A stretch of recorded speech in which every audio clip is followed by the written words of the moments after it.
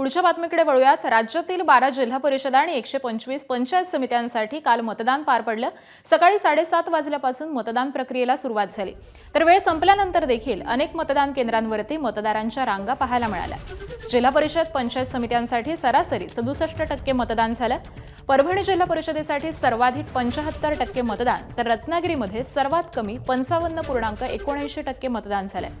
दरम्यान उद्या सकाळी 10 वाजल्यापासून मतमोजणीला सुरुवात होणार आहे। वेगवान आणि अचूक निकाल एबीपी माझावरती तुम्हाला पाहता येणार आहे।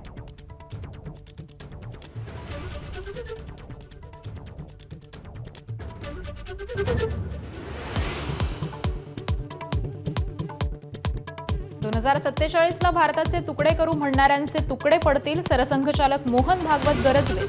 2047ला अखंड भारत होईल अशी स्वप्न पहा असा सल्ला।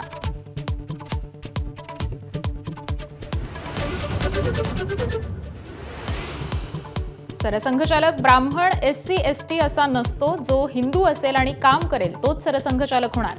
मोहन भागवत यांचं मोठं विधान। तर मोहन भागवतांच्या व्याख्यानाचा आजचा दुसरा दिवस।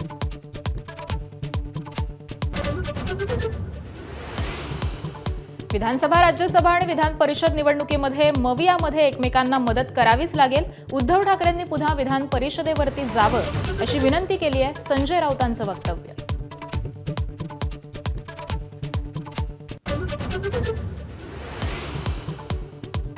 अजितदादांच्या निधनानंतर बारामती तालुक्यात नीचांकी मतदान। काल फक्त 54% मतदारांनी केलं मतदान।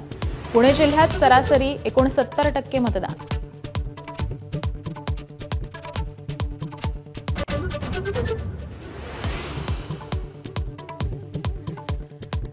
परीक्षा केंद्रांच्या परिसरात झेरॉक्स दुकानांवर बंदी। कॉपीमुक्त मोहिमेसाठी शिक्षण विभागाचा निर्णय। केंद्राच्या 500 मीटर परिसरामध्ये पोलिसांच्या मदतीने झेरॉक्स दुकानं बंद ठेवली जाणार।